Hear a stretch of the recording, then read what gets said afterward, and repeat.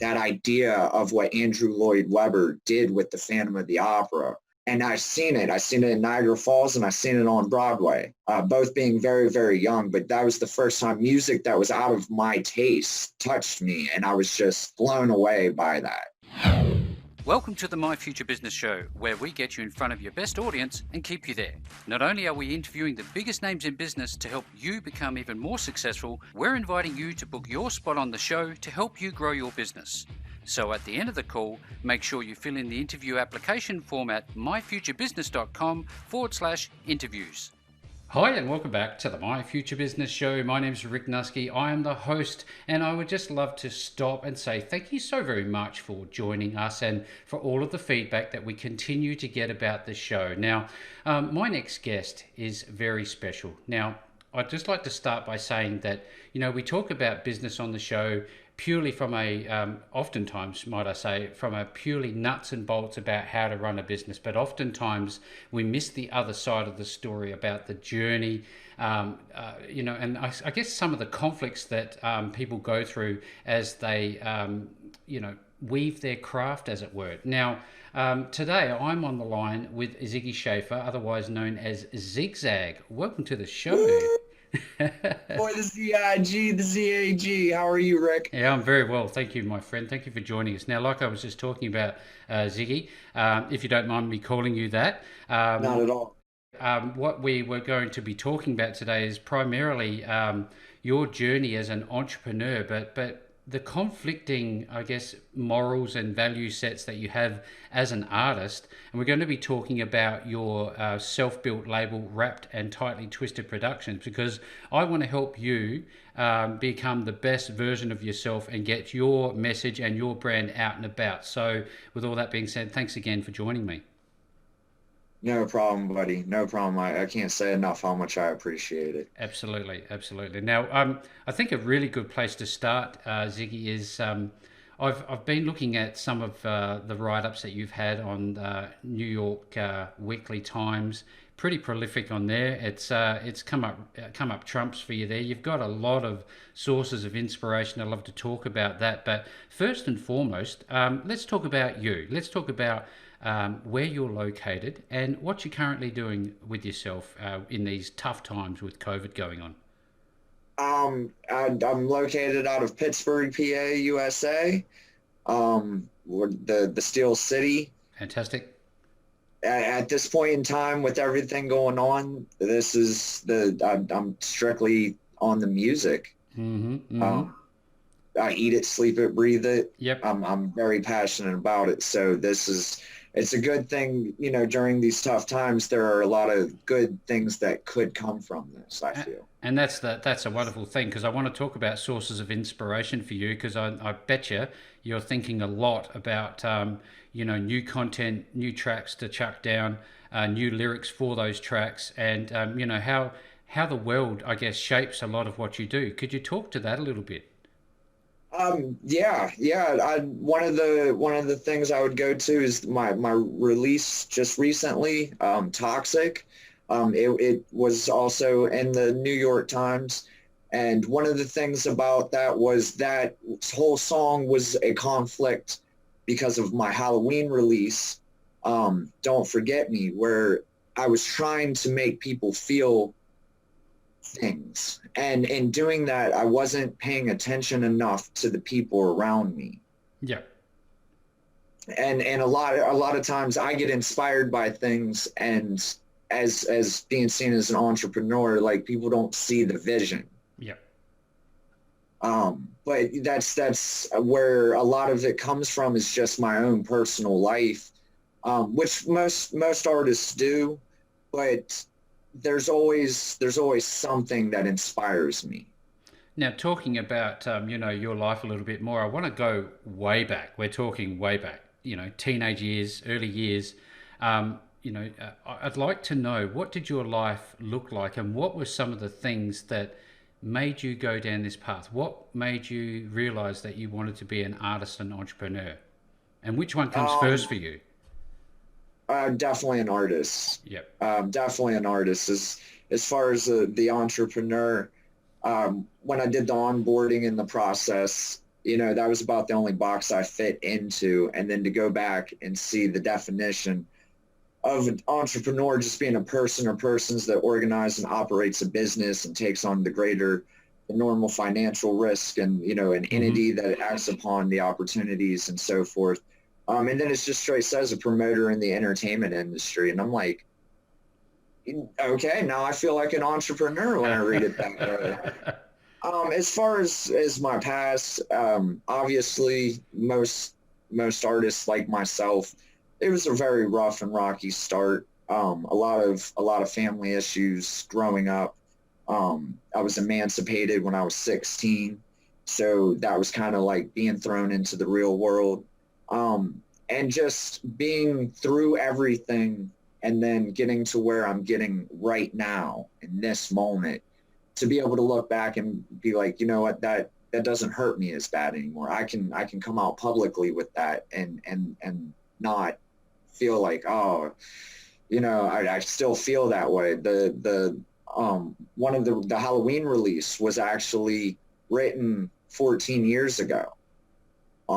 There were some issues. I was dealing with some drug issues, and I was very down and depressed, and it was winter, and I felt some sort of way. And then to see that song sit for 14 years, and then have Samantha Lee, an awesome fellow content creator, come out and be like, yeah, I'm willing to do the hook for you, and being like, this is a very dark song, I just want you to. And she said, no, that's okay.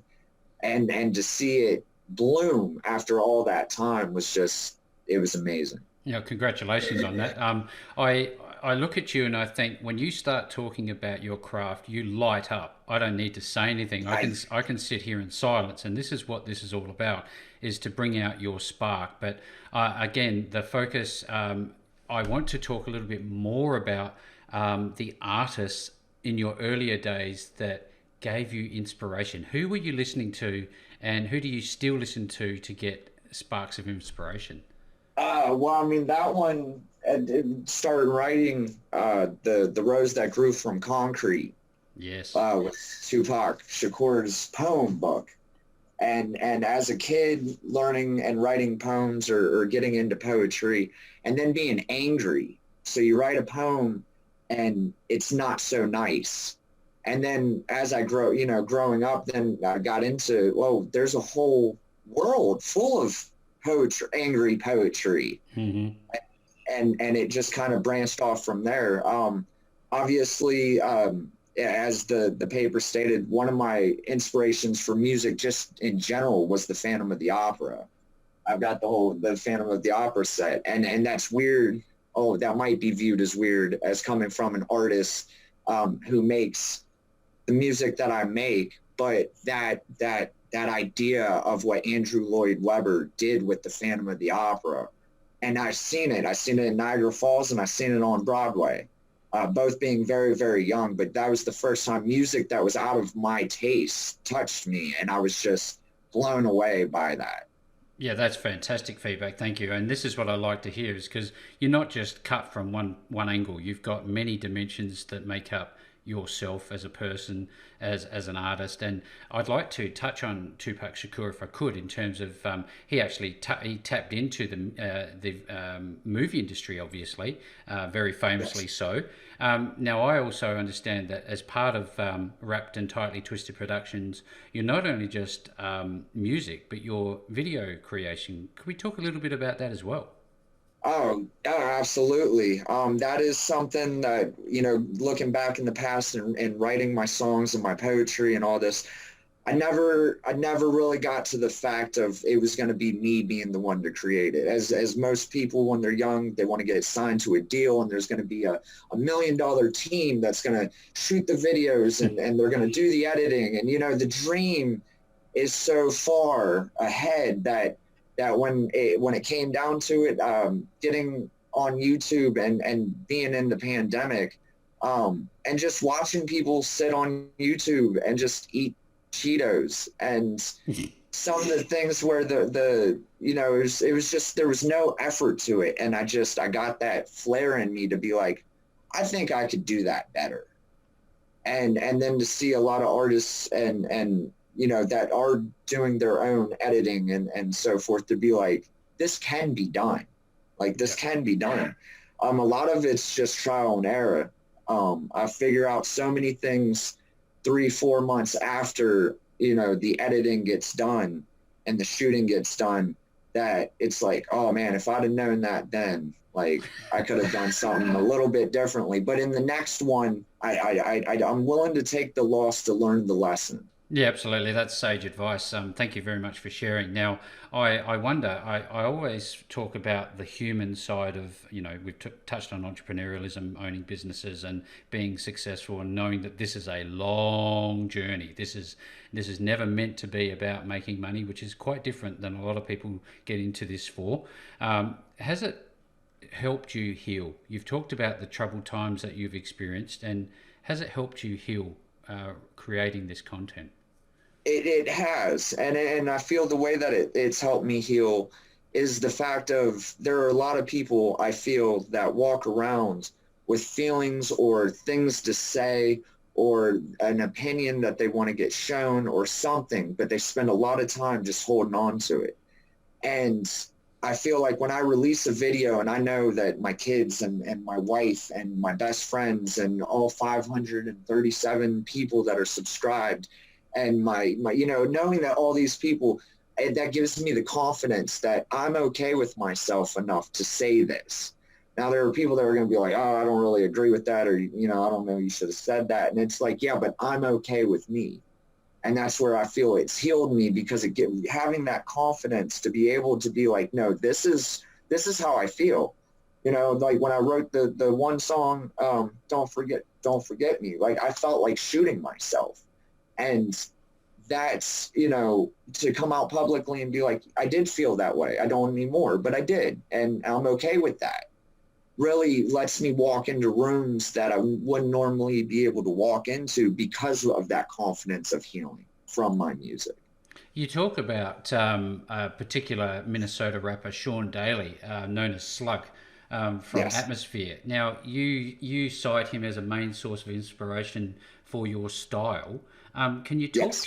talk to that and tell us why that is? He's been around for a long, long time, and his music was out, or was out underground before Eminem became blown Eminem. up. Right.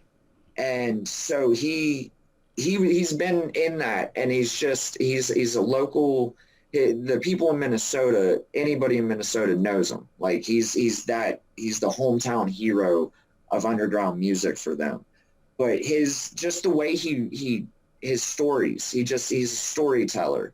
And some of the ways that, now that I'm editing and shooting videos, and I look back and look at the videos that I used to watch all the time, and realize that there's no $1 million team behind him. Some of those videos are so raw, that just sitting in the car and being very frustrated and being like, I could shoot that. Like, Hmm.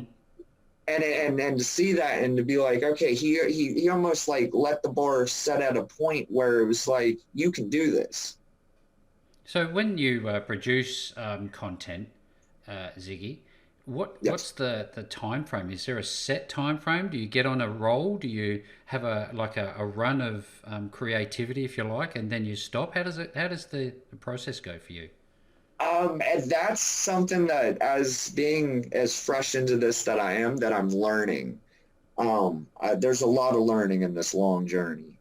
But my basically how this what it started is, we released the first video February 14th, of this year, and I've went straight through as much as I can.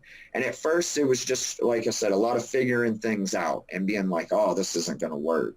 But as you keep throwing yourself against the same wall, you realize that things pick up and go faster. And what was taking me a month to 2 months to put together, I've gotten into the fact of, if I'm that driven and I have the Halloween release, pulled an old song, made the video, got everything set, got everything put into place, and it was almost like it just clicked. And I say, I really feel for anybody that's listening on your great show that it's just keep throwing yourself at the wall because eventually it clicks.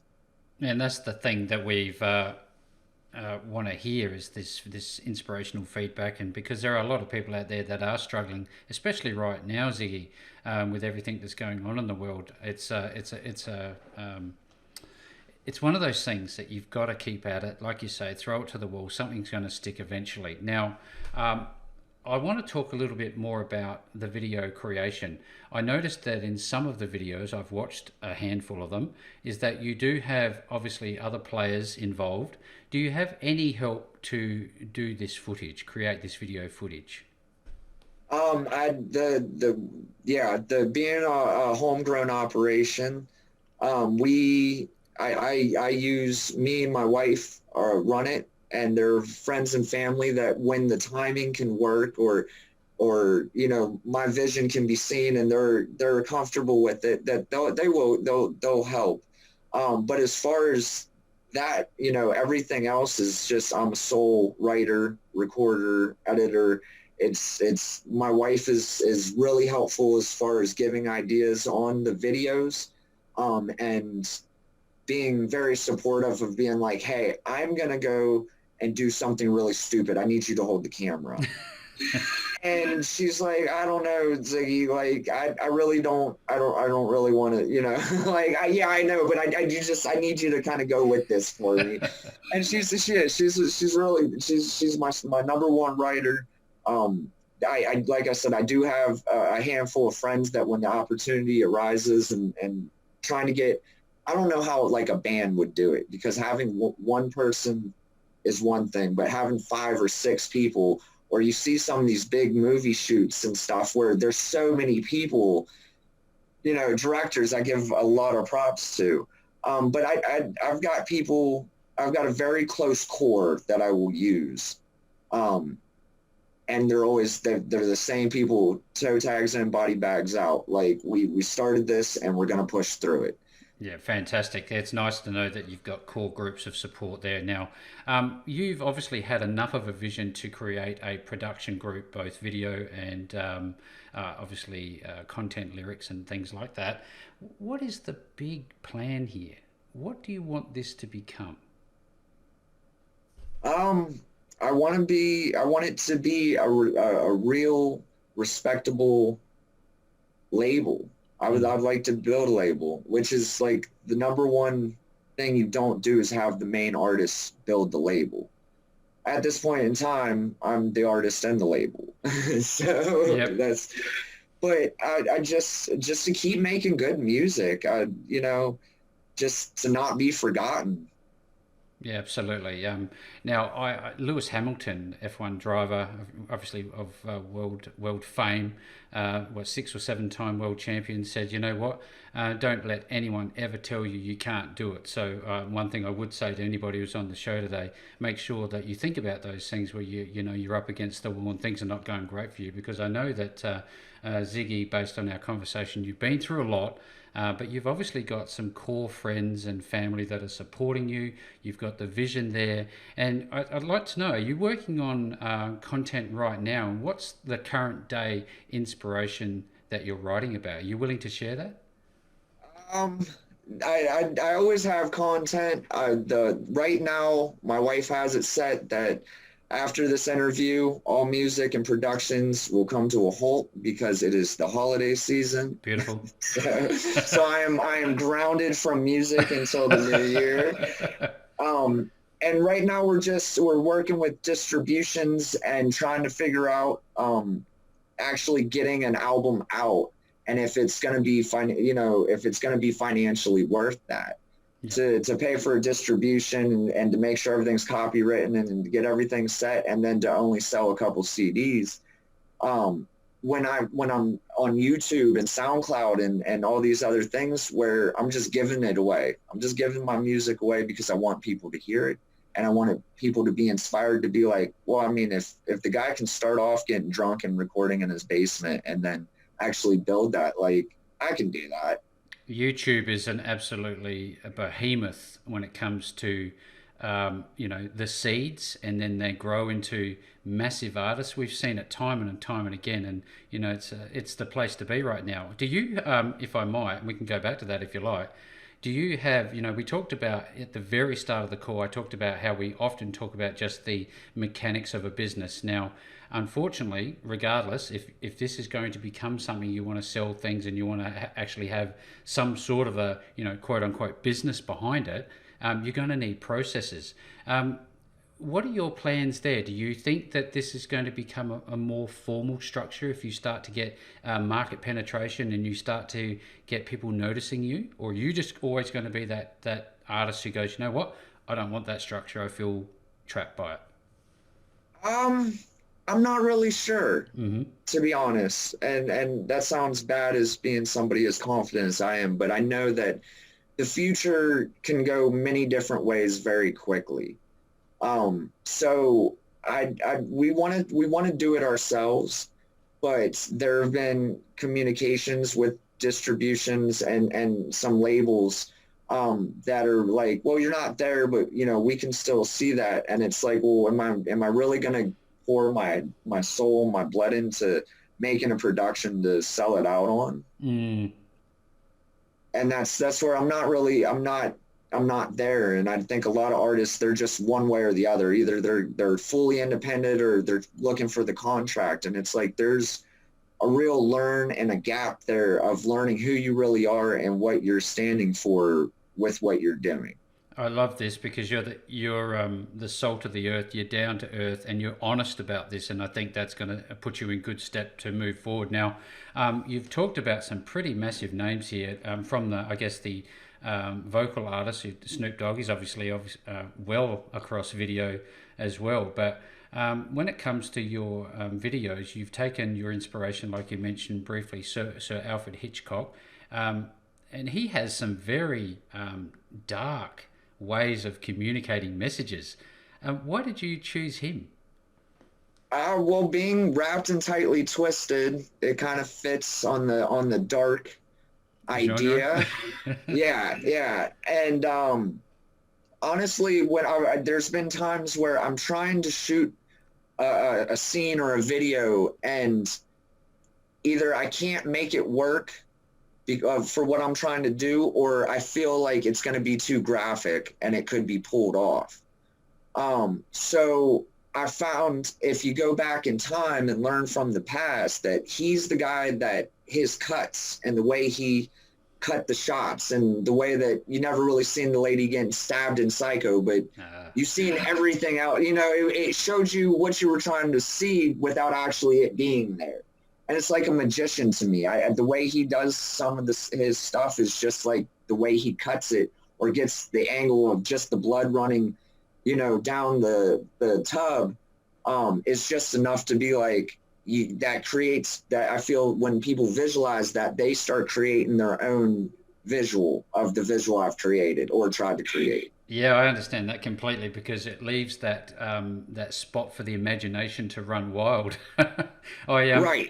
I wonder, Ziggy, moving into the sharp end of the call, and it's just been fantastic. Thank you so much for opening up and sharing with us, because I'm sure a lot of people on the call today are going to take a lot of value away from your experience and your journey thus far. You've got a long way to go, and I'm sure it's going to be wonderful. Can we talk just briefly about your new album that I believe is coming out in February? Yes. Tell us a little bit about that. The Wrapped and Tightly Twisted album is being released 1 year after I decided, I'm going to do this for a year and see if I can really make it happen. It seemed fitting. Basically, the plan was, or has been the whole time, was to put the content out on YouTube, on SoundCloud, pictures on Instagram, to do all the platforms and learn what it was going to really take to put the album together. What songs, were going to do really well and weren't going to do really well. And me and the wife have actually talked about just revamping a lot of the songs, because now we know what we didn't know then. What if we remade the songs our own way, for the album? And that goes with the distribution and so forth of learning. I'm still learning what to and not to do. Yeah, absolutely. Now we are always learning. There's always something new to consider. There's always new sources of inspiration for everybody who's on the call today. If you haven't taken anything from this call, I don't think you've been listening. There's just so much that's been shared on the call today, and I want to thank you again, Ziggy. Now, right now, I know that you are going to just about to take a break, but if anybody wants to see any of your content thus far, where's the best place for them to touch base? Would be YouTube, Wrapped and Tightly Twisted Productions. Fantastic. Well, there you go. Everybody who's on the show today. I will be making sure to put the YouTube link back to ZigZag's YouTube channel. And with that all being said, thank you so very much for joining me on the My Future Business show today. Thank you again, Rick. You have a great night. Thanks for joining us today. If you enjoyed the call, then make sure to subscribe, leave a comment, share us with your friends, and book your spot on the show at myfuturebusiness.com/interviews. And if you're looking for solutions that will help grow your business, then visit myfuturebusiness.com/shop.